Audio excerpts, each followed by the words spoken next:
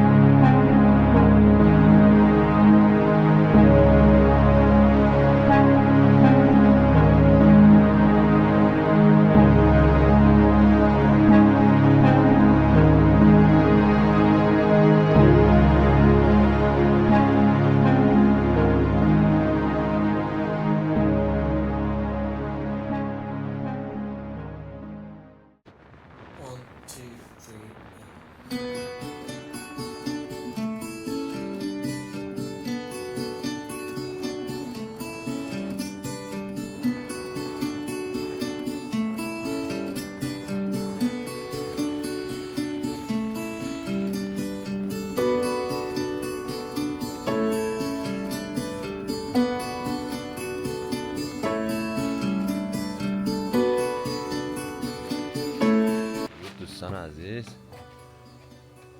امیدوارم که حالتون خوب باشه. داریم میریم به سمت مرداب دریوک هم میگن. بریم ببینیم که چجور لوکیشنی. ما در ادامه همراه باشید. خب اینجا نمای زیبایی از کلاردش و قله علمکو رو میبینیم. ما مسیرمون رو ادامه دادیم به سمت روستای پیمبا. دیگه اونجا آخرین مقصده که با سواری میشه رفت.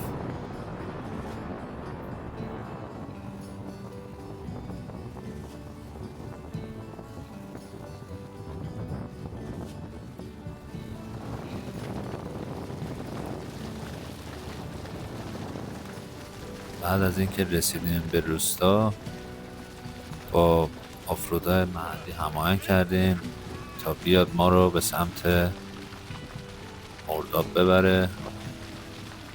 شما رو دعوت میکنم به دیدن این مسیر زیبا.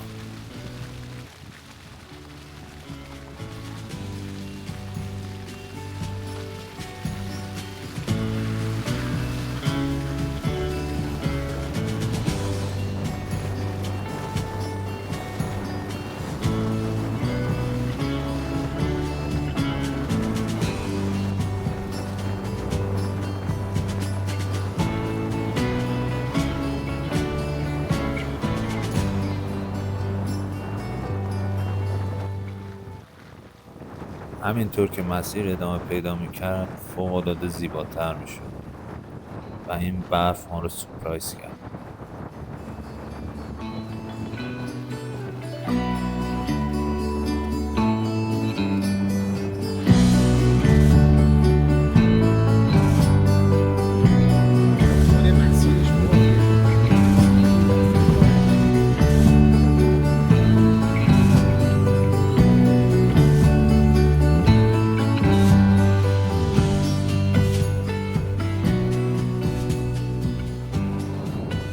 قدری جاده زیبا بود این موقعیت رو از دست ندادم و گفتم دست به کار شم و تصویر هوایی بگیرم از این جاده.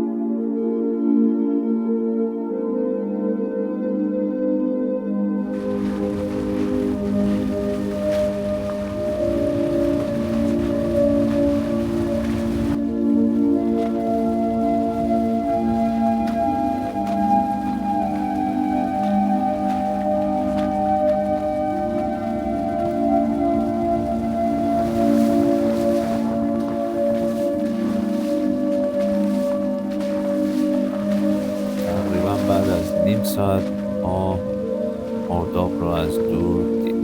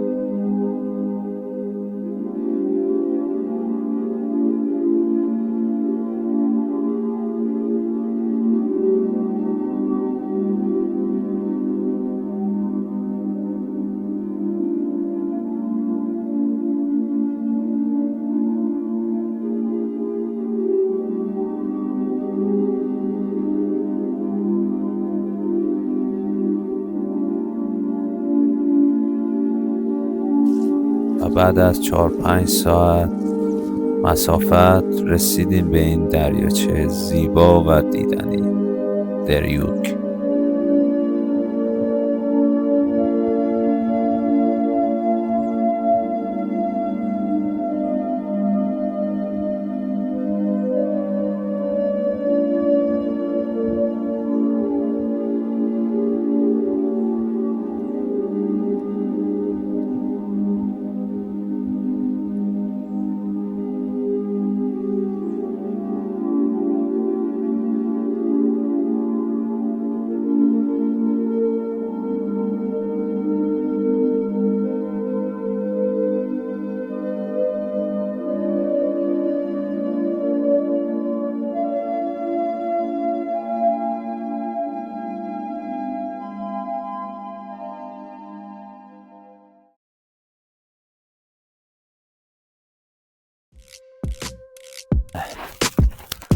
فوق‌العاده زیبا.